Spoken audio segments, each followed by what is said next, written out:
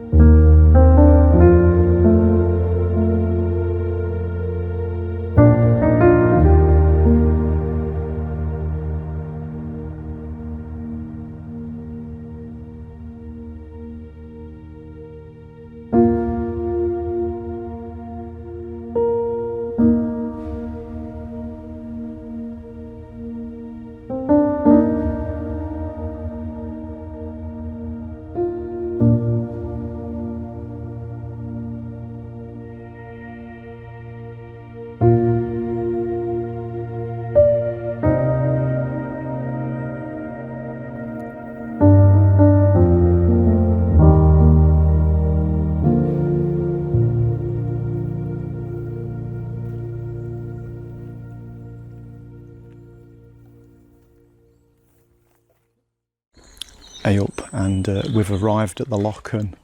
What a beautiful morning, what a beautiful place.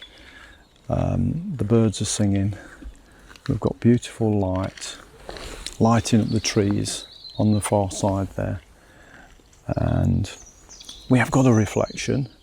It's not a mirror reflection, but you know what, it's good enough, and it's just so tranquil and peaceful. And there's a little bit of autumn in the trees, not a lot. I suspect another week or 2 weeks and this shot would be,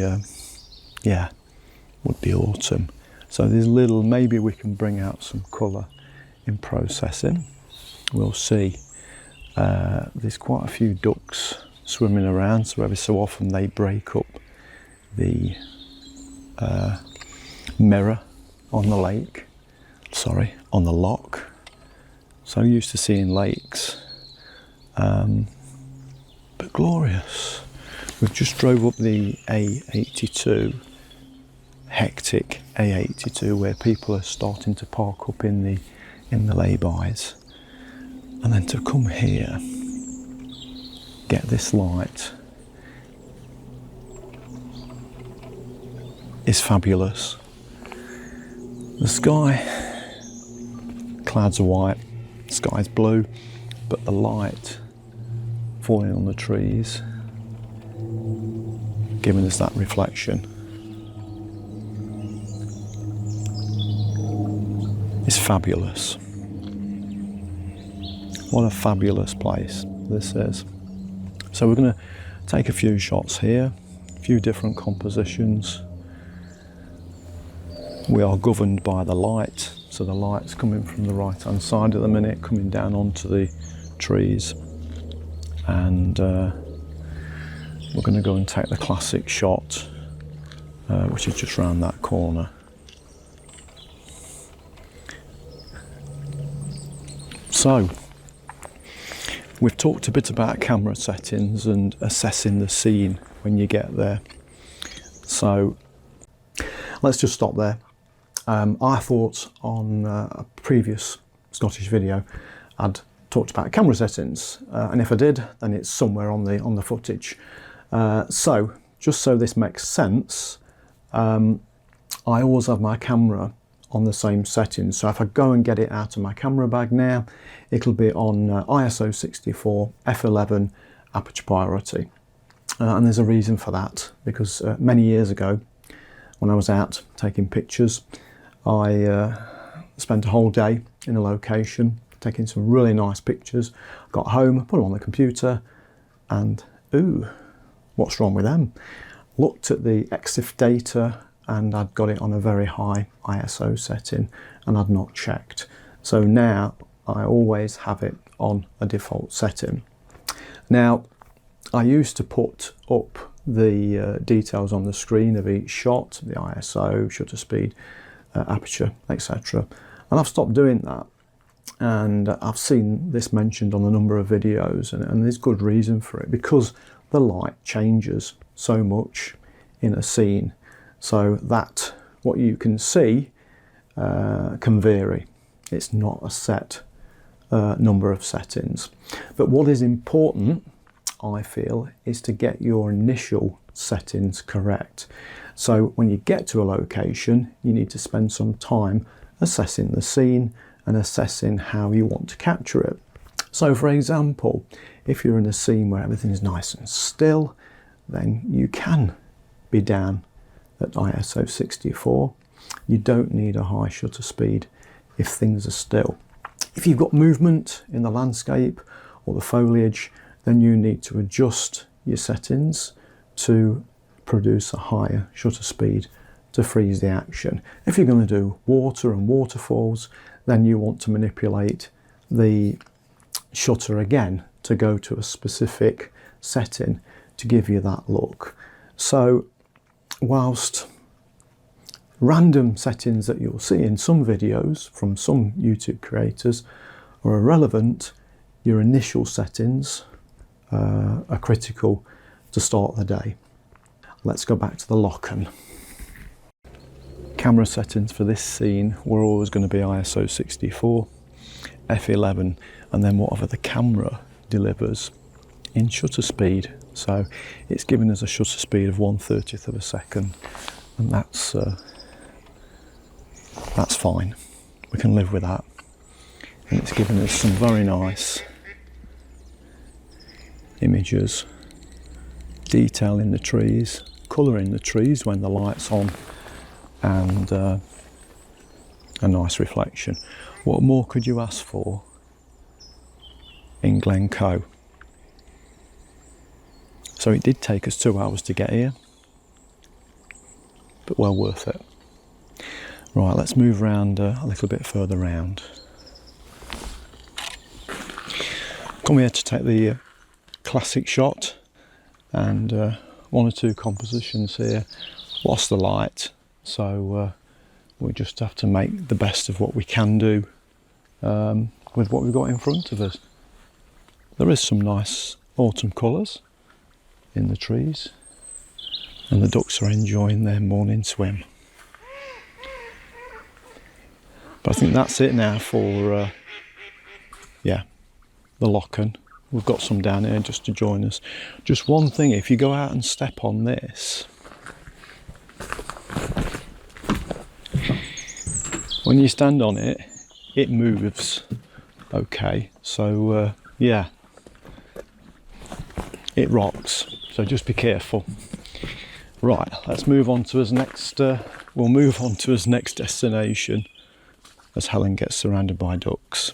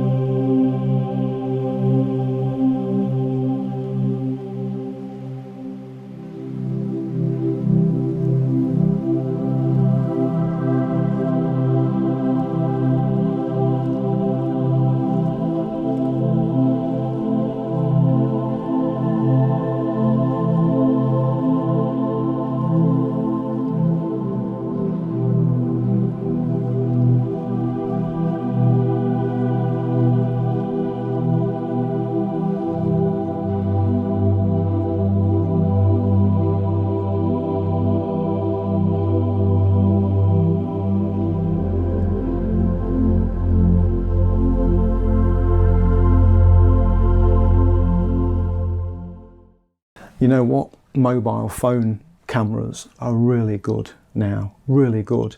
And I just want to talk through this one here. And this is one that obviously on the left, what Helen took on her iPhone 12. And on the right is one I took on Nikon D850. Now, I didn't put this in the slideshow because I wasn't happy with it. I've not got the separation in the sky with the foliage on the tree, and it just didn't work for me. But Helen's actually took a really nice shot there. She's got the branches of the trees just covering the right amount of sky. She's got it nicely framed at the bottom there. Nice shot, that.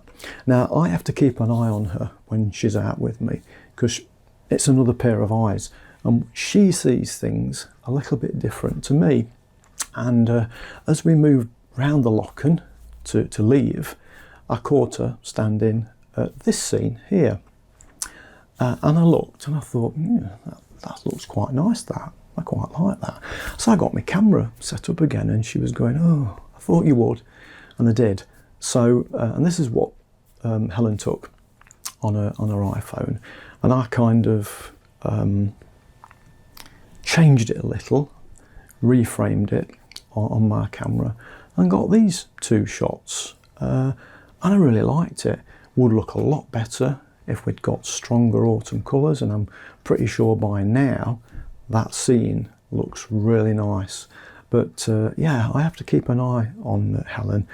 I did take my Nikon D810 with me as a backup camera, and I was trying to entice Helen to use it, but she's so comfortable using her iPhone, and you know, the pictures she's took there are really credible compositions. I'm hoping she's learnt something from me a little, maybe. Okay, our next pit stop was Loch Achtriochtan. If I've said that right, I'll put it up anyway. And conditions weren't great now, they had deteriorated somewhat. So we'd got the occasional spot of rain, very dull cloudy conditions, and we got a white cottage to take a picture of. The sky was not good at all, and so we did some images here. Great place to park at the side of the road, so there was some decent parking, and also in the other direction there's Rivercoe Waterfall, which I decided not to do because of low water levels. So the cottage was the feature here. I did like the track that acted as a leading line into the image, but they really were record shots. And then moving further back, we've got the bridge that could also act as a leading line into the image as well. But very much conditions here not great. I've seen some fantastic shots, fantastic reflections in the loch here, but not in these conditions today.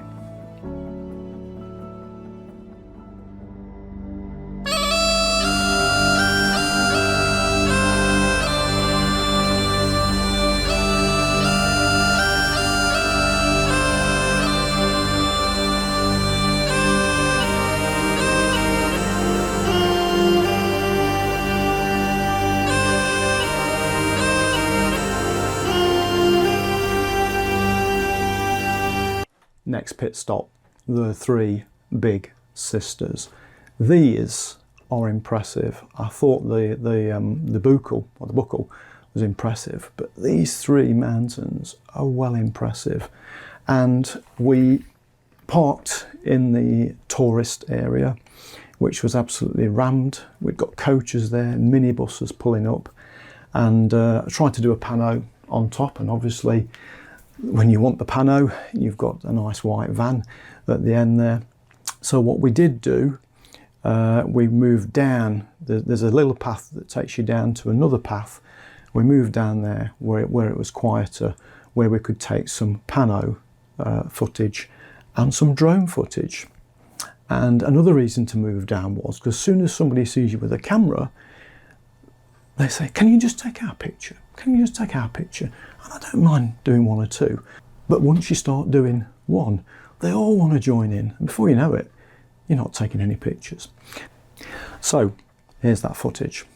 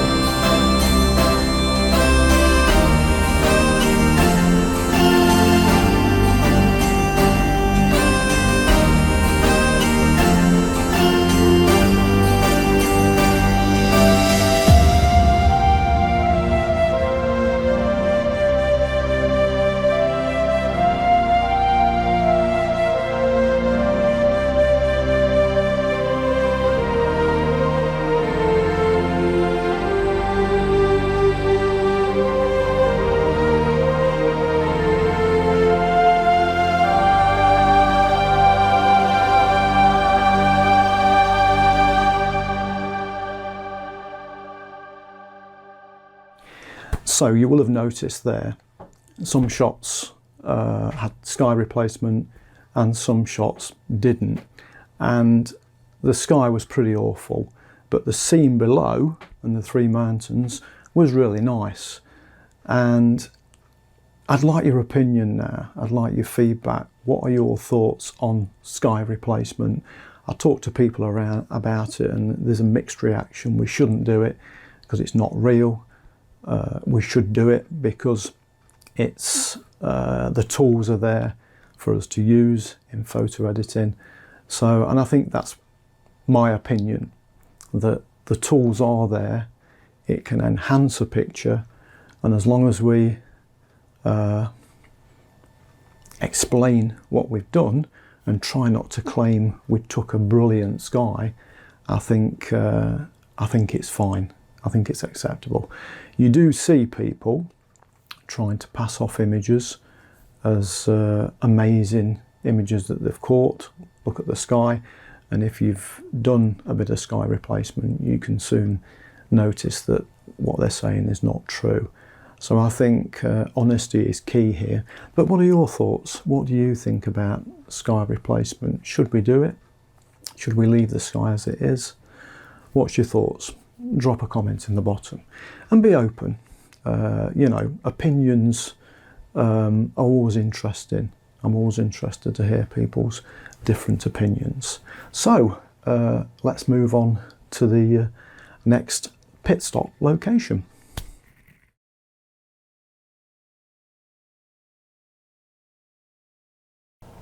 We parked up again in the Glencoe mountain resort, and as soon as I got out of the car I took a quick grab shot of this scene. There's a bit of light on the buckle, so this is the raw image being processed in Lightroom, and for a grab shot I was really pleased with the finished result. Very pleased actually. I must do more grab shots.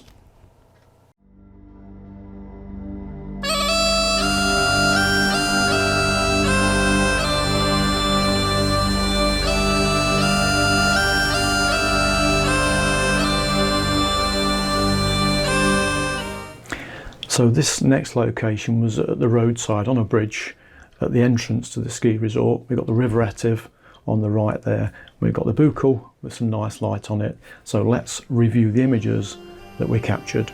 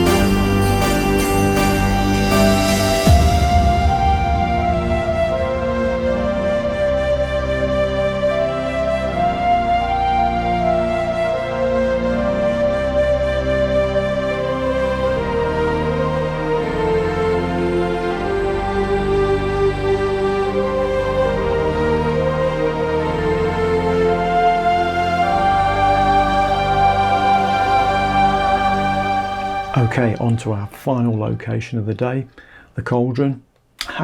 Apart from it's not the cauldron. So if you can see here on the map, we've got across where this waterfall is in relation to the road sign you can see on the left of the shot there. Now the actual cauldron is further down from here, so if you do find this first waterfall, which is really nice, you can walk down on the right hand side of the river and you will come to the cauldron. Now water levels were really low, so even if we'd have found the cauldron, I don't think it would have been any more spectacular than the waterfall that we've got in front of us. So we stayed here and got some really nice shots, and we'll see some comparison of sky replacements coming up as well. Okay, we've finally found the cauldron. We have had to come across some very boggy grounds to get here, and Helen nearly didn't make it. In fact, she's not coming where I am because you have to sort of clamber over some rocks. But what a view this is, and it's a very epic view, and I'm glad I've got it. What I do need to do now is put my 10 stop on to slow the water down a bit. I'm getting 1/6 of a second at f16 on low 1.0 ISO, so this is the lowest you can get your ISO. We've got the road behind as well, so you can see the traffic, so we'll just click the shutter when there's no traffic there. If any cars do appear, then we'll have to clone them out. What a place. So we're going to shoot this, take a few shots here. Could do with just moving back a little.